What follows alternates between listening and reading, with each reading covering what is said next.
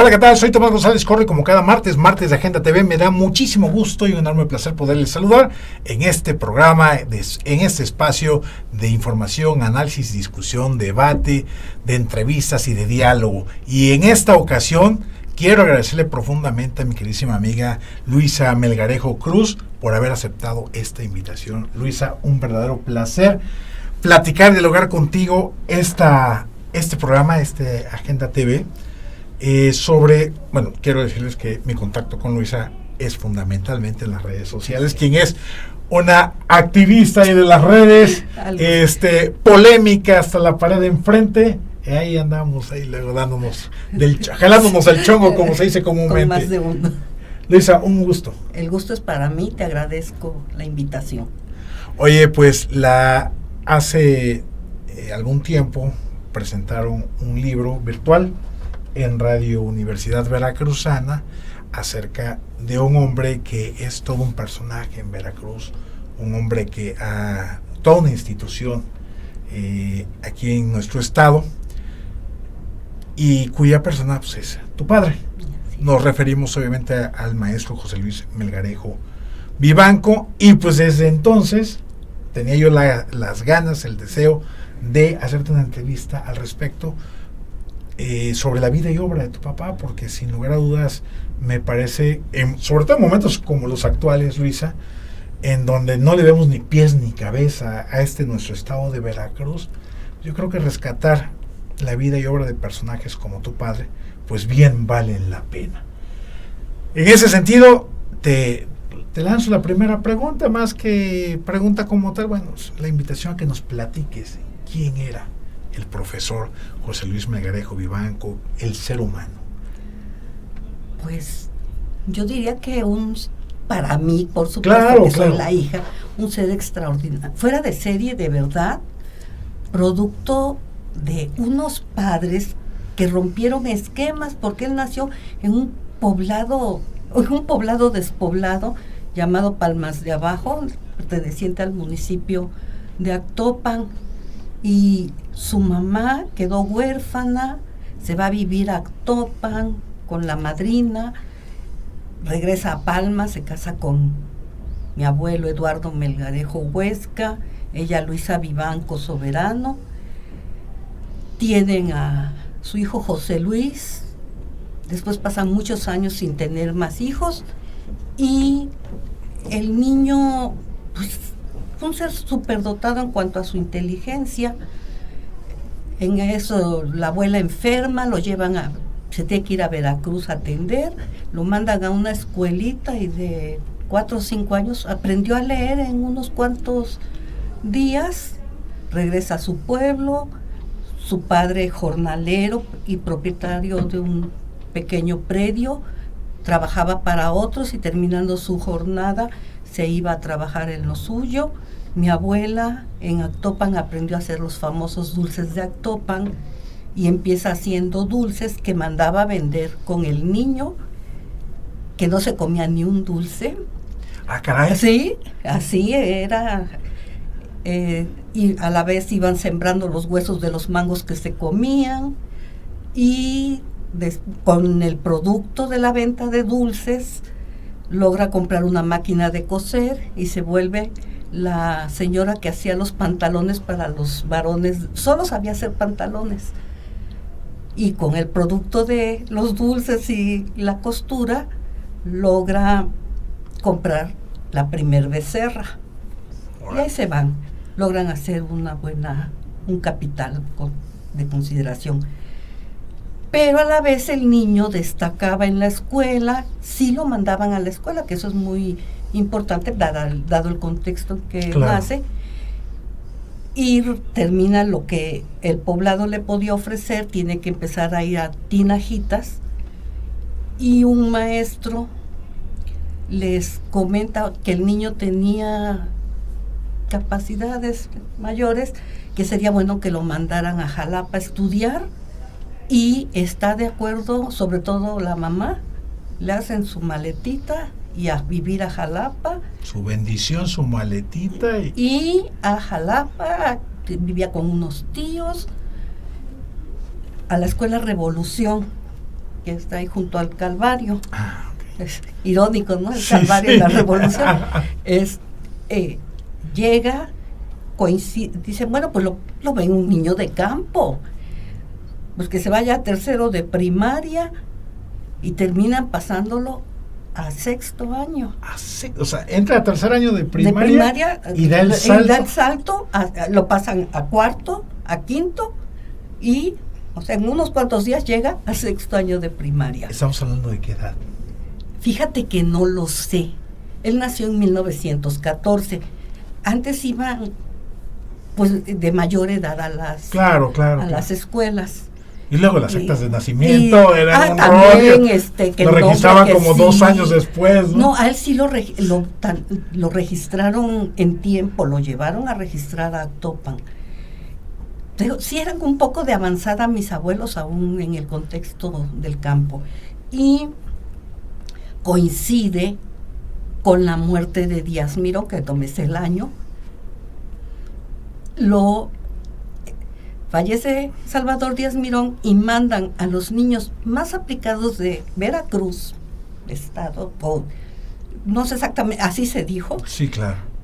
a montar guardias a Bellas Artes en la Ciudad de México, ante el féretro de Díaz Mirón, y uno de los niños aplicados que acuden a la Ciudad de México es José Luis Melgarejo Vivanco. Órale, qué O sea, interesante. y ese que él ya nació de una manera que fue destacando desde muy pequeño. De ahí ya Y el contexto se le fue dando además. sí. O sea, traía estrella, como se dice por ahí. Exactamente, él tenía su estrella y las condiciones, ¿verdad? Porque que el papá acepte no tener a alguien que le ayude en el trabajo, o la mamá desprenderse del que era en ese momento el único hijo, pues tiene que ver ahora la actitud del maestro, la visión. Decir, esto no da para, esta escuela no da para más. Ya no es para, exacto.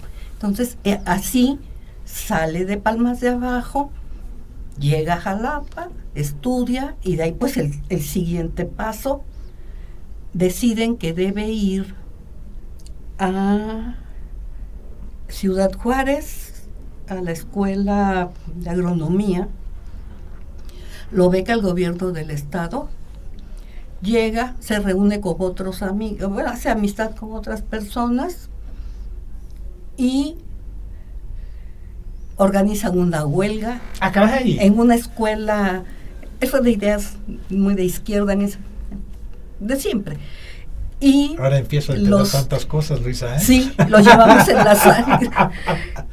Y lo expulsan y acusan al gobierno de Tejeda, que era el gobierno del estado que los había becado, de haber mandado una célula, en aquellos tiempos esto era muy fuerte, una célula del Partido Comunista a desestabilizar época, claro, a la escuela Narro. Los expulsaron, se regresa expulsado, hablan con el señor gobernador y les dice, pues váyase a Chapingo. Los becaron a Chapingo, lo becan a Chapingo. De la Narro se pasa a la Chapingo. Se pasa a Chapingo. Y de nuevo se van a organizar a las que hacían tortillas en Texcoco, para que lucharan por sus derechos. Y otra vez expulsado. O sea, tuvo el privilegio y el gusto de que le expulsaran de la Narro y de Chapingo. Y de Chapingo, así. Ya regresó y el gobernador dice, pues te vas a Inglaterra. Dijo, no, aquí me quedo. Y se fue a la escuela normal.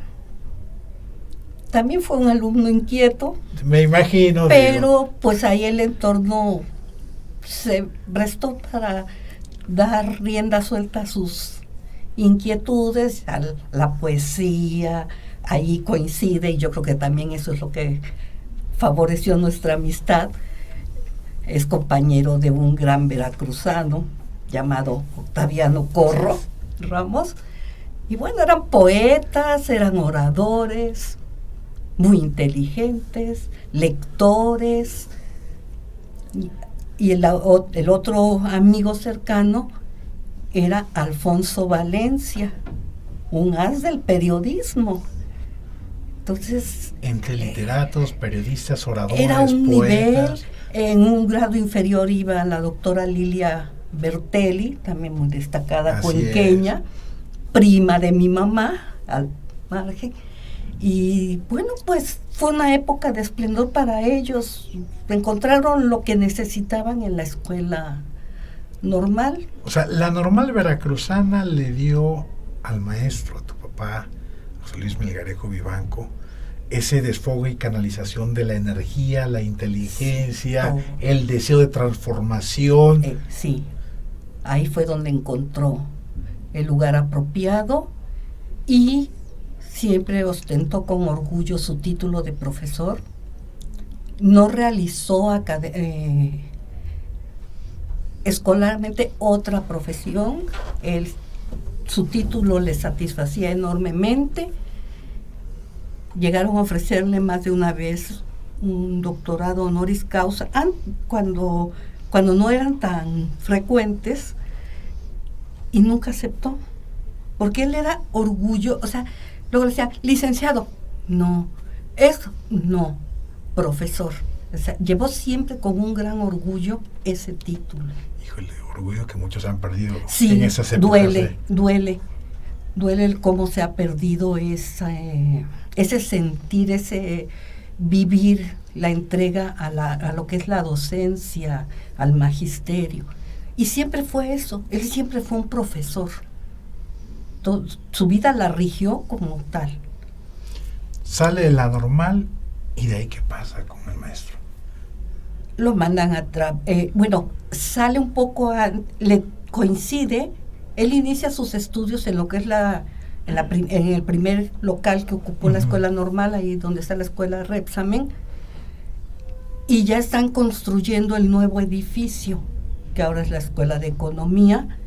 Entonces hay un periodo en el que no tienen clases, por lo mismo del cambio de domicilio, digamos, y va a trabajar a Zempoala, estuvo también en Rodríguez Clara, y en 1936 se inaugura, bueno, más o menos, ya se pasan al nuevo edificio, tenía internado, ellos ahí vivían, tenían que hacer una solicitud por escrito al director para poder venir a Jalapa, desde la escuela de economía al centro de Jalapa, era con una solicitud por escrito. O sea, bueno, sí, en aquellos años era literalmente a las afueras. Sí, eso no era Jalapa, eso estaba fuera de la ciudad y tenían que pedir permiso para venir a la ciudad. Y ahí sí se disciplinó o se escapaba. Tuvo sus altercados con las autoridades y tuvo algunas situaciones de conflicto, y después egresa y casi inmediatamente regresa a trabajar como catedrático.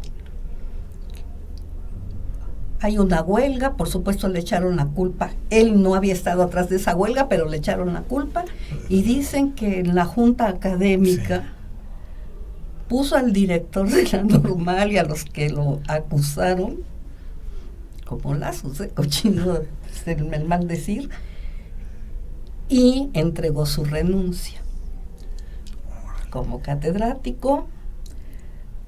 De ahí pues estuvo él siempre muy inquieto en esto de quizá él nació antropólogo en el sentido ese del estudio del hombre. Claro. Y ya él desde niño empezó a ir haciendo sus pininos en ese campo. Se crea se llama el Departamento de Antropología del Gobierno del Estado, que va transformándose y llega un poco, podríamos decir, a ser el instituto, que ahora es el Instituto de Antropología. Digamos el germen, digamos. Sí, se siembra eso. Hay quienes se refieren al arqueólogo José García Payón. Sí fue pionero, pero él trabajó otras áreas y quien estuvo dando la pelea como un sueño de que Jalapa tuviera su museo fue él. Entonces ya empieza a canalizarse hacia a dedicarse más de lleno a la antropología, a la arqueología especialmente, y era profesor en la preparatoria. Ok. Mira, ¿te parece, Luisa, si hacemos una pequeña pausa? Vamos a un corte y ¿te parece si regresamos a la parte familiar? Ahora sí que con su esposa, tu mamá. Ahora sí, para después seguir nuevamente con el tema de ya su obra, todas sus aportaciones. ¿Te parece? Perfecto. Ok, bien, no se nos vaya, estamos aquí en Agenda TV y estamos platicando con Luisa Melgarejo Cruz, hija del maestro José Luis Melgarejo Vivanco. Regresamos.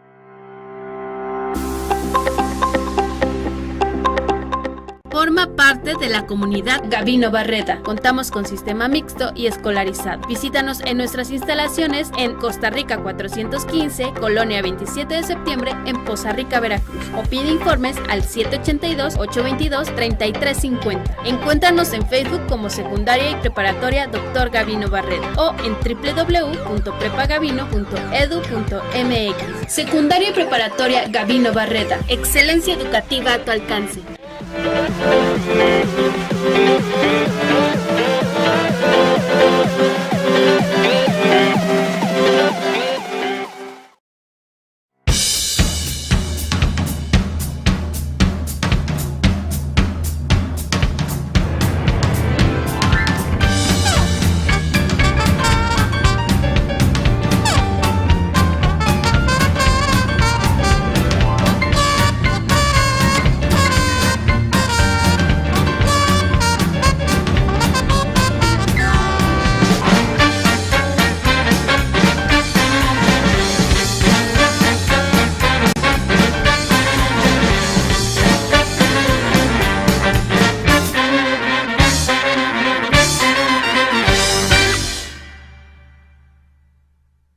Si quieres marcar la diferencia, te gusta sentirte único y buscas nuevos retos, más de 20 años de experiencia nos respaldan, ya que somos una institución de prestigio con alta calidad educativa.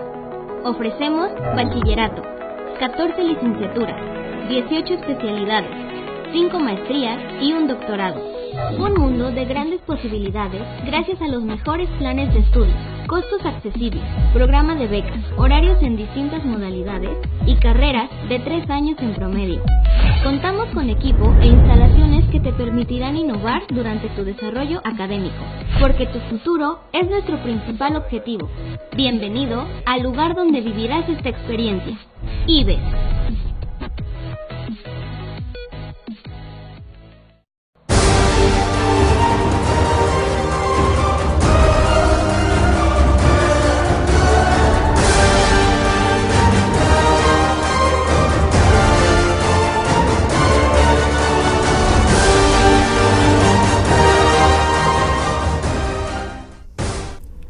Bien, pues ya estamos de regreso aquí en Agenda TV. Gracias por seguirnos acompañando. Le hacemos la cordial invitación para que nos den un seguimiento en nuestro canal de YouTube de Sociedad 3.0, de la misma manera en nuestras redes sociales de Sociedad 3.0 y Agenda MX.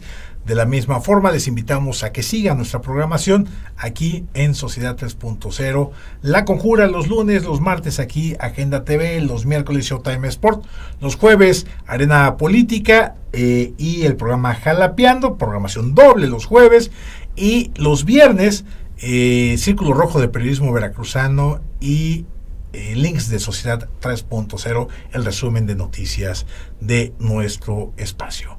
Bien, seguimos platicando con Luisa Melgarejo Cruz, hija del maestro José Luis Melgarejo Vivanco.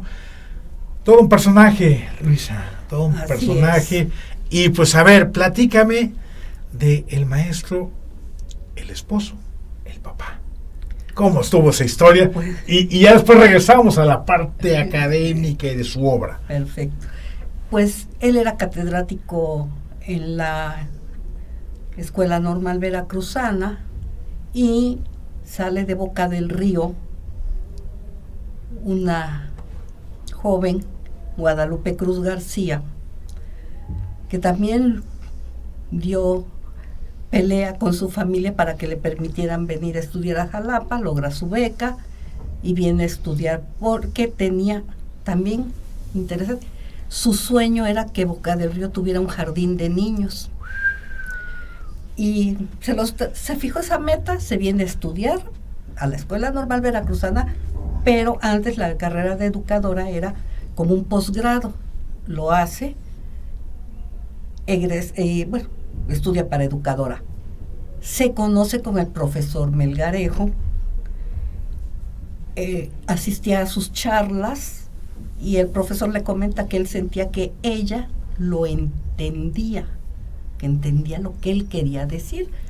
Establecen una amistad, logra colocar a algunos amigos que ayudaban, pues, jóvenes de escasos recursos que aún con beca pues Claro. requerían más, y entonces ya estaba el incipiente departamento de antropología, ayudaban a lo que llamaban lavarte palcates y participaban en esa primera etapa de estar en las zonas arqueológicas y demás. Hubo un entendimiento, pero ella era una alumna, él era un maestro, y hasta ahí. Concluye sus estudios, otros tiempos, le dicen que le dan trabajo en Veracruz, porque fue una alumna brillante, pero no en Boca del Río.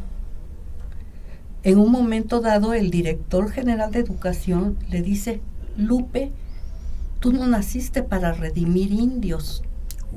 Fíjate, o sea, ¿cómo? Sí, hemos avanzado en otros aspectos.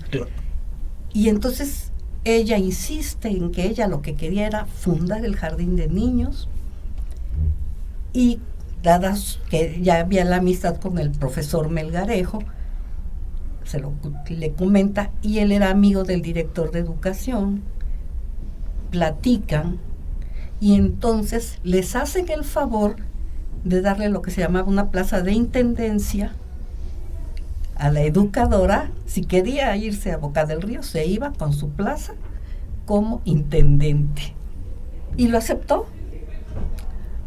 Se fue a trabajar en Boca del Río, fundó el jardín de niños, que aún es el primer jardín que hubo en Boca del Río, y aún Elena Joffre, más o menos, fue una de las primeras profesoras que hubo en Boca del Río. En honor a ella se le puso el nombre al jardín.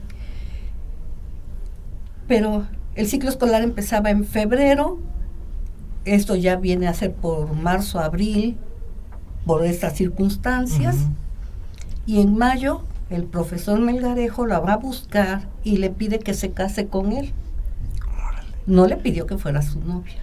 O sea, no hubo un noviazgo. No hubo un noviazgo. Él no profesaba ninguna religión. La familia de mi mamá, verdadera, sobre todo mi abuela, una verdadera mujer católica, como deberían ser todos. Y ya le dijo: mamá, Luis, mi abuela sí se había divorciado, Luis quiere casarse conmigo, él es así, y no quiero que, o sea, si no vas a estar de acuerdo, le digo que no, y no me caso. Y mi abuela le respondió: hija, si no quieres la bendición de Dios, yo te doy mi bendición. Mi abuela tenía mucha relación con el arzobispo de aquí de Jalapa, y ya le dijo que no estuviera preocupada, que porque ese señor era un buen hombre. Y el padre Martín del Campo tenía mucha amistad con mi abuela, pero también era amigo de mi padre, y también dio su aval. Su aveniencia. Y ya, entonces mi mamá lo único que le pidió fue terminar el ciclo escolar, que terminaba el 30 de noviembre, y el 17 de diciembre de 1950 se casaron Wow, por qué lo historia. civil, y como casi los cuentos de hadas, vivieron muy felices. Fue un matrimonio que yo casi diría casi ejemplar. Hubo un gran cariño y respeto de ambos. Se entendían muy bien, hablaban el mismo idioma. O sea, tu papá lo tuvo claro desde que la conoció. Desde- Tú me entiendes. Le hizo tú el me entiendes. estudio antropológico, Sí, claro, y cubrió, claro. tuvo el perfil. Entonces, para todos se pusieron de acuerdo, se entendían. O sea, no fue una relación de ya estamos casados y pues ya. No, no, O sea, no. o sea, había acuerdos, negociaciones. Sí, se fueron a vivir a la casa que los abuelos habían comprado para él. Y ya le dice, bueno, o alquilamos otro lugar. No, no creo que yo sea tan incontrastable que no pueda convivir con tu familia, que no vivían aquí propiamente, Ujú. sino en Palmas de Abajo.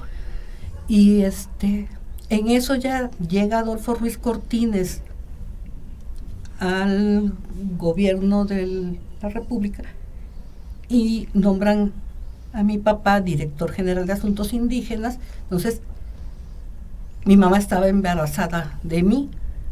Se va ella a Veracruz a esperar que yo naciera y mi papá se va a la Ciudad de México. Después ya, también por eso soy andariega, a los 40 días, Veracruz con también había que hacer escala en Jalapa y a la Ciudad de México. Llegan, sigue siendo una pareja armónica. Nace mi hermana 2 años después que yo. Y cuando yo tenía 3 años, viene la campaña del licenciado Quirasco para gobernador. El profesor Melgarejo acepta participar siempre y cuando, poniendo alguna condición que ya platicaremos, y llegamos a vivir a Jalapa en 1956. Otra vez a la calle de Milán, junto a la casa de don Abel Landa, el abuelo de Héctor Yunes Landa, un barrio típicamente jalapeño. Sí, claro. Y siempre nosotros fuimos a escuela pública, y ellos siempre entregados uno al otro. Los fines de semana nos podían ver paseando en el Parque Juárez. Muchas esposas de compañeros de trabajo decían, pero ¿cómo el profesor puede salir con su familia si tiene más trabajo que tú? O cosas así. O sea, era un referente En las otras familias, de vernos siempre juntos, los 4. Viajábamos, disfrutaba los viajes, todos. Llegaba y decía, ¿para dónde quieren ir? ¿Para dónde hace calor? ¿Para dónde hace frío? O cosas así. O sea, preguntaba, consensaba con la familia. Sí, pero él ya llevaba los itinerarios. Si vamos aquí, vamos a hacer esto, Sí, esto. y a tal hora llega el chofer, porque nunca manejó, siempre le gustó estar acompañado. Y ya, hacíamos la maleta y A vagar. Era una dicha, porque también era el momento, ahí todos cantábamos, nos hacía coplas, eran momentos muy gratos, didácticos, porque había una siembra de avena. Le pedía al chofer que se detuviera, nos bajábamos, nos enseñaba la planta, nos explicaba. O sea, recorrimos casi todo el país. En plan, pues, muy familiar y muy formativo. Decía mi mamá que ellos estaban infestados de pedagogía. Todo lo que aprendieron en la normal lo aplicaban en nosotros. Eran sus conejillos Sí. de indias. Entonces, pues, ella nos cantaba, nos enseñaba a hacer figuras de totomostle, en fin. Era un ambiente verdaderamente grato. Otras vacaciones las pasábamos en el rancho, pero si eran 2 meses, los 2 meses, desde el primer día hasta el último, la familia al rancho, y O sea, disfrutar la naturaleza. Estar en contacto con la naturaleza, que sacar la mojarra, que nada, aprendimos a nadar, pero pues de manera empírica, como aprenden los niños del campo, Sí, claro. que se echan el clavado en el arroyito. Entonces, un contacto muy cercano a la naturaleza. Mi mamá tenía la formación que daba la normal, era de matar el cerdo, hablaban de industrializarlo. Teníamos que cooperar un trabajo en familia, hacer el queso de puerco, la longaniza, ayudábamos a embutir. Desde lavar la tripa. Todo eso, o sea, ya hacía gran parte, pero nosotras niñas... Sí, había que estar ahí, sí, parte del proceso. Éramos parte del proceso, a mi papá le tocaba matar el cerdo, o sea, estaban muy organizados, pero nos hacían muy grato, era muy grata nuestra vida. Si íbamos al rancho nos compraban pinturas, que bordáramos, que tejiéramos, o sea, canalizaban, organizaban muy bien nuestras vacaciones. Todo el mundo tenía que decir, y no se aburren las niñas. Eso les molestaba mucho, porque de verdad no nos aburríamos, nos hacían la vida muy placentera. Y así, o sea, siempre ellos en armonía. Él de siempre había tenido una inmensa propiedad por el Cerro Macuiltepec. Mi mamá no se quiso ir a vivir para allá porque no era Jalapa, según ella. Hasta el cerro. Hasta el cerro, y decía, y tú viajas mucho, yo me quedo con las niñas. Entonces, pues ya él, irónica, le dijo, bueno, es que en Lucio y en Enríquez ya no hay terrenos. Y nos fuimos a vivir a Insurgentes desde 1960. Yo tengo la dicha de seguir bajo el mismo techo. Llegamos a la casa nueva, todo fue como un cuento de hadas, todo nuevo. Es una casa hecha con amor y se ha sostenido con ese mismo amor, o sea, se siente. Ahí ya, pues, él ya tuvo su biblioteca. A mi mamá le preocupaba cuando se terminaba el encargo como subsecretario de gobierno. O sea, ¿qué voy a hacer con Luis en casa? No pasó nada, porque él tenía su biblioteca. Claro. Entonces él,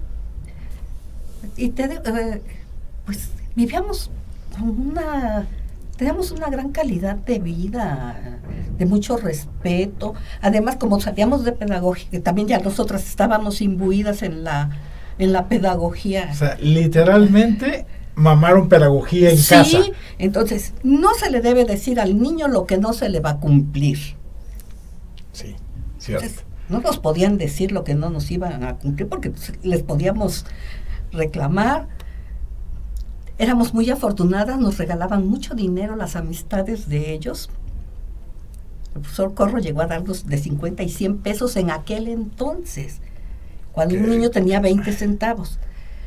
Entonces mi mamá dispuso que se le pagara si rompíamos algo se tenía que pagar.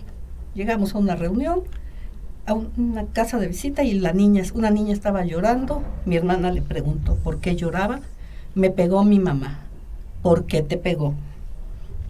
Porque rompí un plato. Pues que no te pegue. Págale, pero que no te pegue. Sabíamos que a los niños no se les golpeaba.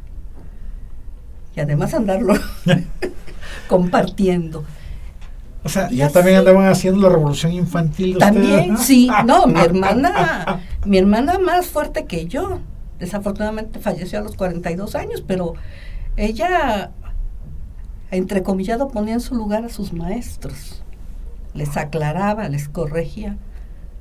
Es también una falta de respeto, pero bueno. Bueno, yo creo que era un asunto de estilos, nada más. Forma de ser, sí, y otros, pero no se usaba en esos tiempos. No, claro, el maestro tenía una autoridad delegada por ser maestro. Sí, entonces, eso, nos obligaron, entre comillas, a ir a la normal, porque mi mamá tenía una anécdota de alguien que no concluyó la carrera universitaria, y decía que las mujeres no concluían una carrera universitaria, que mejor a la normal y después ya que siguieran estudiando, Si pero que tuvieran sí, y nos fuimos a la normal. Mi hermana bajo protesta, yo no, porque siempre disfruto, o sea, si fuese sueño desde niña quiero ser profesora. Ellos felices, pues entonces coincidió, mi papá era maestro, volvió a la normal a base de muchos ruegos, volvió como catedrático a la normal y a la vez en el Instituto de Antropología, así es que nos íbamos juntos a la escuela. O sea, ¿y tú feliz? Sí, o sea, esa armonía que en el descanso de la normal yo lo alcanzaba y me iba con él a la esquina, que se iba a trabajar al museo, al anterior Museo de Antropología. O sea, de ese grado de cercanía entre nosotros.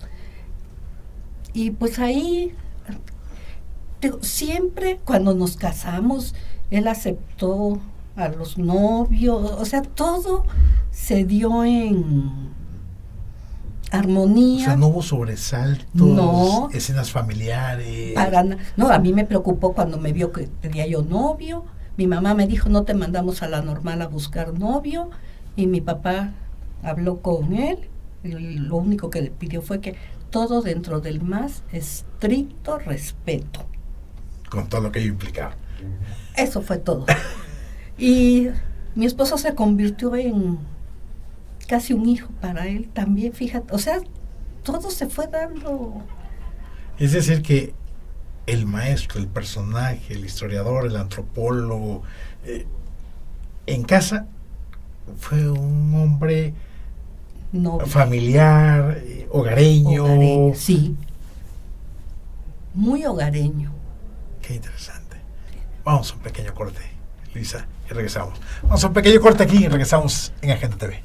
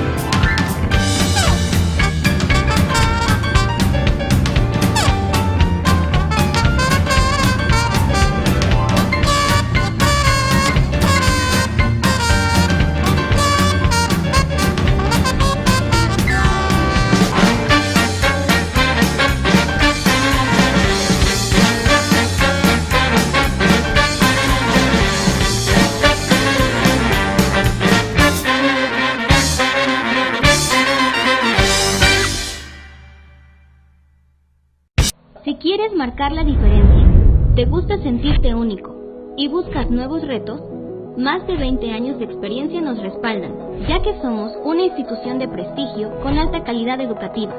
Ofrecemos bachillerato, 14 licenciaturas, 18 especialidades, 5 maestrías y un doctorado. Un mundo de grandes posibilidades gracias a los mejores planes de estudio, costos accesibles, programa de becas, horarios en distintas modalidades y carreras de 3 años en promedio. Contamos con equipo e instalaciones que te permitirán innovar durante tu desarrollo académico, porque tu futuro es nuestro principal objetivo. Bienvenido al lugar donde vivirás esta experiencia. IBES.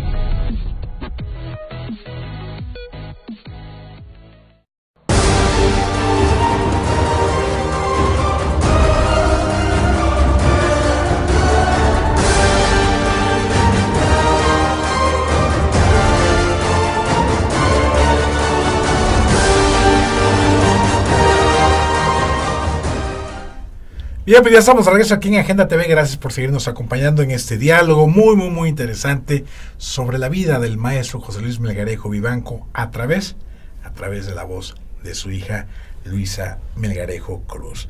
Oye, Luisa, pues sin lugar a dudas, aparentemente, dicho en sentido tradicional masculino o del machismo, una vida aburrida de tu papá, pero por lo que estás mostrando y como te estás mostrando, una vida familiar muy feliz. Totalmente, una vida plena, en armonía. Él era feliz en su casa. Él era un hombre muy ordenado, muy metódico. Mi mamá era una mujer muy desordenada, ruidosa en su ser. Le gustaba cantar. La cocina estaba hasta el fondo y se oía hasta la banqueta de la calle. O sea, muy de costa. Sí, muy de costa. totalmente, totalmente. Y él disfrutaba eso. Mi hermana decía, pero ¿cómo puede escribir tantos libros mi papá con este escándalo? O sea, y sin embargo jamás, cállate, baja, no. O sea, él vivió a plenitud, nosotros vivimos plenos en un ambiente muy, muy grato. Oye, ahorita que mencionas que tu papá escribía a pesar del ruido ambiente, del ruido jarocho. Del ruido jarocho, de la bulla jarocha, más que de la bulla jarocha de tu mamá. ¿Cómo era como escritor en casa? ¿Qué te platicaba o qué le motivaba a la hora de escribir? ¿Cuánto tiempo se tardaba escribiendo? Dices que era un hombre muy disciplinado, ¿tenía horarios para escribir? ¿Cómo le hacía? Teníamos horarios para todo. O sea, el desayuno era a las 7 de la mañana, a las 7 en punto. Desayuno completo. A la 1 del día y después se corrió a las 2 de la tarde la comida y a las 7 de la noche la cena. Riguroso. Como los cuentos de los alemanes, siendo de palmas de abajo, ni un minuto antes ni un minuto después. Pero todos lo asimilábamos. Sin problema. Era parte de nuestra vida y punto, ¿no?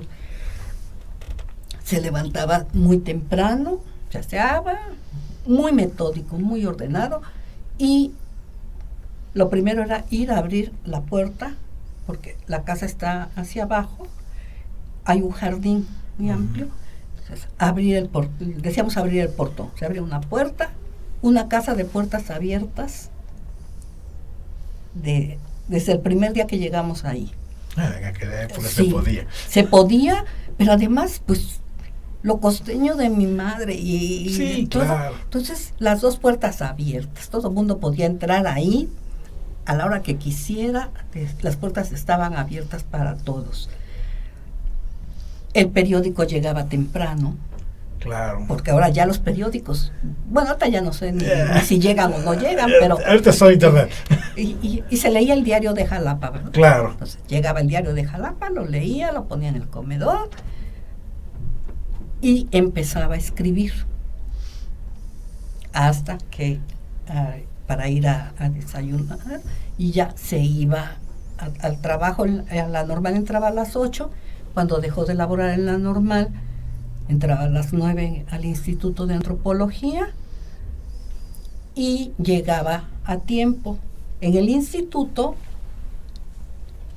tenía un texto que iba escribiendo de qué llegaba a que llegaban sus compañeros de trabajo. Y ya cuando llegaban sus compañeros tenía otro texto para ir trabajando. O sea que dobleteaba, tripleteaba textos. Sí, sí. Y siempre leyendo, estando al día, una vasta biblioteca, fanático de la literatura, la poesía era su pasión. Regresaba también a la rutina, a comer, siempre durmió siesta, y terminando la siesta, bajaba a la biblioteca a leer el Excelsior. O sea, ya que llegaba el periódico nacional. El Excelsior. Y también era una rutina, lo leía, ahí sí había jerarquías, lo leía. Tanto el diario de Jalapa como el Excelsior lo leía él.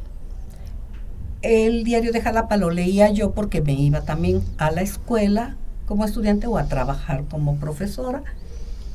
Lo leía mi mamá y lo leía mi hermana. El Excelsior era mi papá, la mamá, Luisa y Sonia. Ay, escalerita. Sí, pero todos leíamos. O sea que por eso se podían sentar en la mesa y podían platicar de lo que había. Las 3 comidas era una charla muy amena. Mi mamá no comía generalmente con nosotros, pero participaba. Desde Ella, la cocina. sí, porque es una historia chusca. En la ciudad, chusca y triste a la vez, en la Ciudad de México, unas personas comieron hongos y falleció la familia, menos la señora. Cuando hacen la investigación del por qué, dice, ¿y usted por qué no se...? Los investigadores, ¿usted por qué no se murió? Porque no alcancé. Le dio de comer a su familia y ella no. Y entonces mi mamá dispuso ella comer antes que nosotros para evitar, según ella, cualquier percance de este tipo. O sea que tu mamá protegía a la familia. A la familia. Ahora sí, haciendo la prueba de Sí, la comida. de la comida. Pero sí convivía con nosotros y era hablar de libros, hablar de autores, hablar de artistas, en fin. Ella fue una mujer también muy preparada, lectora, siempre cultivándose. Estudió bachillerato abierto y la carrera de leyes después, también en sistema abierto. Entonces, pues, ya, la comida en armonía, dormía su siesta y periódico y a escribir, a leer y escribir. Siempre estaba en la biblioteca trabajando. Oye, ¿y qué libro era su libro de cabecera o su libro preferido o el libro que más mencionaba tu papá? El Quijote era muy socorrido por los dos. Okay. Por los dos, y él siempre, pues decías que nacía en un lugar de La Mancha, refiriéndose Claro, a claro. Palma, o sea, la similitud de La Mancha, eran dos manchas diferentes, pero bueno. El Quijote era un gran libro de él y siempre tenía actualizado, estaba al tanto de los premios Nobel y demás. No era de un autor así que comprara toda su obra, en general, ¿no? A él le gustaba tener un panorama más amplio, o sea, conocer varios autores y no quedarse con uno. Claro. Con uno solo. No le pareció que leyera yo a Luis Espota. ¿Por qué? Pues consideraba que no era una lectura de calidad. O sea, para él Luis Espota no tenía el nivel de los universales. Claro, él era muy clásico. Y después, cuando supe que Gabriel García Márquez había escrito 100 años de soledad, gracias a una revista cultural llamada Vanidades, le dije que yo lo quería leer, lo compró, lo leyó. ¿Lo aprobó? No propiamente, me lo entregó y me dijo, está renegrido, pero ahí está, o sea, sí respeto, yo lo quería leer y ahí estaba el libro, así, para él fue renegrido. O sea, fue un bobo entrecomillado. Sí, entonces pues allá tú, ¿no? Y ya, sí lo leí, me pareció muy agradable. Úrsula era un poco su mamá. Y yo creo que por eso la removió. A lo mejor, sí. Y el entorno también, para mí García Márquez y aquel entorno, sobre todo con la hojarasca y Laguna Verde, por ejemplo, claro, es el símil, ¿no? Entonces, bueno, pues así, siempre muy al día en sus lecturas. Le podías preguntar sobre cualquier tema. Él sabía hacer queso, sabía de escritores, sabía de lo que le preguntaras. O sea, tu papá podía estar en el campo, en labores de campo. Claro. En labores de oficina, o leyendo y escribiendo. Sí. O jugando con nosotros. Sí, es más, él era 13 años mayor que mi mamá y él jugaba más con nosotras que ella. Ella estaba muy al tanto con nosotros y dándonos actividades y demás, pero eso de correr o eso, él era el que su rol era esa parte lúdica. Sí, totalmente. Y pues muy rutinario, muy de rutina, de acostarse temprano. Tenía la fortuna de dormir bien y decía que él se acostaba a dormir. Entonces, o sea, no es como uno que estaba durmiéndose con la caída del celular en la cara. La hora o sea, todo tenía un lugar para cada cosa y cada cosa en su lugar. Ayudó a muchas personas. Bueno, supo vivir, supo vivir la vida. De sus obras, Luisa, digo, yo quiero suponer que toda su obra fue una gran satisfacción para él, pero ¿había alguno de sus libros, alguna de su obra en la que él estuviera más identificado, más encariñado, o que dijera así, esta es mi obra? Yo creo que la poesía, no lo decía, pero en realidad él, yo creo que lo que más se sentía era poeta. Lo otro era parte de su trabajo, que lo hacía con mucho gusto, pero no dejaba de ser también una parte del trabajo. Claro. Mientras que la poesía era donde podía dar rienda suelta a todo su sentir. Yo no conozco propiamente su obra poética, porque hice el intento de leerla y aun cuando nos llevábamos muy bien, les hablábamos de tú y demás, pues la noción de respeto siempre fue muy clara. Y me sentí irrespetuosa leyendo su poesía. O sea, a ver, te lo planteo así, era como si tú entraras a su intimidad. A su intimidad, eso sentí, y que no debía yo hacerlo. Entonces yo no puedo hablar de su obra poética como tal, porque no me siento con derecho de andar por ahí. Sí, tú tienes unos poemas relacionados con la lucha social, en ellos sí me he adentrado un poco. A Yanga, por ejemplo, para nosotros hablar de Yanga, de Patricio Lumumba, era cotidiano. Esos seres luchadores, claro, entregados. Bueno, así empezó él su vida estudiantil. Claro, ese impulso. Y hay un gran poema a Yanga y a Lumumba. Eso sí hurgo en ellos. Pero lo otro no. Fíjate qué interesante esa parte, porque es la parte en la que no era el maestro, no era el padre, no era el esposo, no, o sea, era él.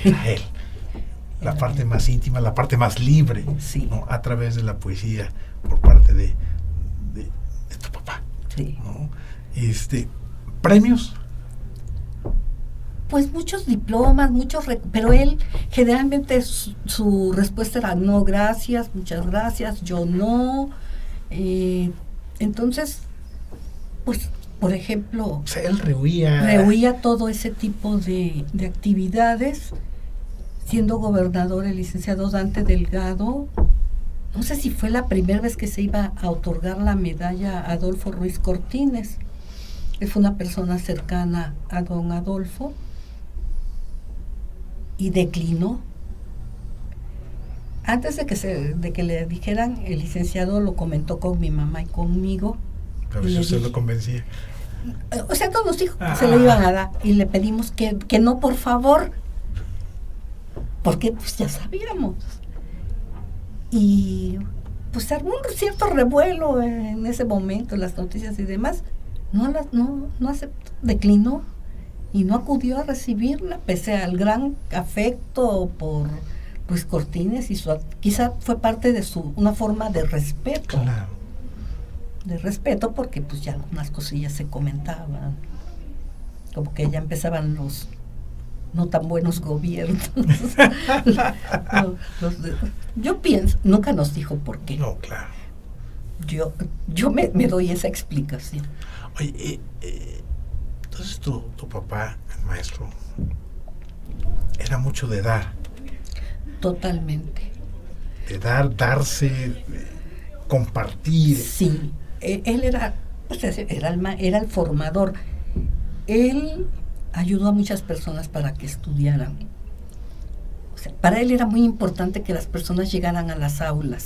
Para él eso era básico y siempre que pudo ayudó. Es muy emotivo leer el primer tomo de Maestros Veracruzanos, el maestro Hermida, porque son muchos los maestros veracruzanos destacados que se refieren a él como quien los incentiva, quien los hace detonar en su quehacer. O sea, ellos son personas muy valiosas, pero tuvieron ese toque del profesor Melgarejo. O sea, algo así como que el mentor de mentores. Casi. O sea, ahí está documentado y no, o sea, por una persona ajena a nosotros. Claro, sí había amistad, pero el profesor Hermida entrevistaba a las personas y escribía. Y es frecuente encontrar el nombre de... en la primera época, o sea, pertenecen a una época, los que fueron sus alumnos. Después, por ejemplo, hay un historiador muy destacado, especializado en Jalapa, que por azares del destino llegó a la escuela de historia y el primer maestro fue el profesor Melgarejo, y eso lo marcó y ya se quedó ahí, y es un gran historiador, connotado. Se acercó tanto que pasaba las mañanas en la biblioteca. La escuela de historia era vespertina, y pasaba las mañanas en la biblioteca de mi papá, hurgando. O sea, le contagió ese gusto por la investigación, por el estudio. Formó a muchas personas, formó a muchos, ayudó a muchos. Cuando falleció un día, llegó una señora y le pregunté a la persona que nos ayudaba, ¿qué quería la señora? Dice, es que el profesor le daba dinero para que su hijo estudiara. Cuando lo estaban velando, fueron tantas las personas que nos comentaban de su gratitud para con él, porque los ayudó a tener un trabajo, los ayudó para tener una beca, los guió para hacer la tesis, al político que le hizo el discurso para que gracias a eso lograra otras actividades. O sea, es sorprendente esa... O sea, de la nada les empezó a llegar gente y gente. Sí, o personas con las que nosotros teníamos relación, pero que no sabíamos el detalle de cómo había influido en su vida él. O sea, sí veíamos que se llevaban, que tenían, pero no que había sido algo casi determinante en su desempeño o en su preparación. Es muy, de verdad, sorprendente. Oye, Luisa, digo, de verdad interesantísima la charla, el tiempo se nos agota. Yo lo último que te planteo o te pregunto es, sin entrar más en polémica en la situación actual de Veracruz, una personalidad como la de tu padre, como la del maestro José Luis Melgarejo Vivanco, ¿qué tanta falta le hace a un Veracruz como el de ahora? Muchísimo. Esto que vive Veracruz para él sería dolorosísimo, pero a la vez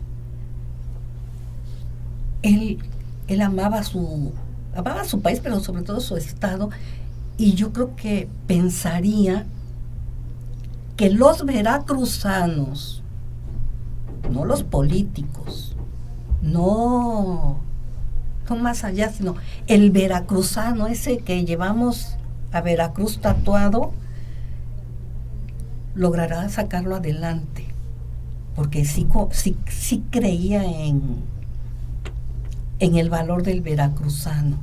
O sea, tuvimos un tropiezo enorme, pero que de alguna manera tenemos que salir adelante. Y no es cuestión de política ni es de buena voluntad, de decencia, de amor, de respeto por lo tuyo, que se ha perdido, porque ahora vemos hacia otros lares, pero no olvidamos de dónde venimos. Y Sí, yo siempre, a veces pienso, qué bueno que no está viendo esto, pero a la vez, igual él a lo mejor hubiera encontrado hubiera podido orientar a algo, a tratar de rescatar esto. Ahorita que estás diciendo eso, hubiera sido muy, muy interesante leer a tu papá en redes sociales. Por ejemplo. Él tuvo que hacer periodístico sí, también. Sí, claro. Y en su momento, punto y aparte, fue su escaparate. O sea, era donde él publicaba todo su sentir o daba señales. A veces había que leerlo entre líneas, claro. Pero sí marcaba pautas. Y bueno, ahora sería fabuloso, digo. Sí, no, grandioso. Yo sería feliz teniendo su pluma, pero... Claro. No, sí. Y además ponía en su lugar a quien tuviera que poner en su lugar. Que eso finalmente es lo importante, digo, en su condición de formador, de debatiente, de analista, de académico, de estudioso, de querer las cosas con justicia, con derecho. Yo creo que esa es su gran aportación, ¿no? Sí, mira, siendo diputado, en algún momento creo que les estaban repartiendo, pues lo que les reparten. Los cañonazos. Y entonces le toca pasar por su cañonazo y le dice a la persona que estaba al frente de eso, un diputado, que hasta lo escribió en los periódicos. Dijo, no, yo no puedo recibir eso. A mí me pagan, que es lo que no consideran estos señores, a mí me pagan muy bien por hacer este trabajo. O sea, no necesitaba más. Él iba caminando al Congreso. Él escribía sus textos, tenía su máquina por su letra 33. O sea, él no necesitó asesores, él no necesitó ayudantes. Sí necesitaba quien manejara, porque no sabía manejar y no le gustaba. Pero a la vez, él lo que más disfrutaba era caminar. Entonces, esta persona quedó sorprendida, pero no dejó de tener razón y la sigue teniendo. Hoy más que nunca. Están muy bien pagados para hacer su trabajo, no necesitan más. Y sin embargo, la ambición los rebasa. Y por eso tenemos este caos. Así es. Luisa, una charla muy, muy interesante. Nos hace falta tiempo. Mucho. Pero, sin lugar a dudas, te invito a que des un mensaje a nuestra audiencia, a nuestros TVnautas, un mensaje final respecto al maestro José Luis Melgarejo Vivanco. Pues yo invitaría a que conozcan su obra, que se olviden de simpatías, antipatías y demás, y conocer su obra como tal. Afortunadamente la Universidad Veracruzana y también la Escuela Normal rindieron un homenaje que para él hubiera sido tan grato saberlo. Realizaron la titánica obra de digitalizar todo lo por él lo que tenemos escrito. Entonces, ojalá y se acerquen a su obra, está a la mano, al alcance de todos, teclean su nombre y aparece y pueden consultarla. Ojalá y conozcan su obra. Luisa, de verdad un gusto enorme dialogar contigo. Gracias por compartirnos la parte humana del maestro José Luis Melgarejo Vivanco. Gracias a ti por la gentileza y la bondad de tu amistad, que vean las bondades de las redes sociales. Claro. No todo es malo en las redes sociales. Se ganan grandes amigos. Así es. Un placer, Luisa. El placer es mío. Gracias. Muchísimas gracias por habernos acompañado aquí en Agenda TV. Soy Tomás González Corro. Saludos.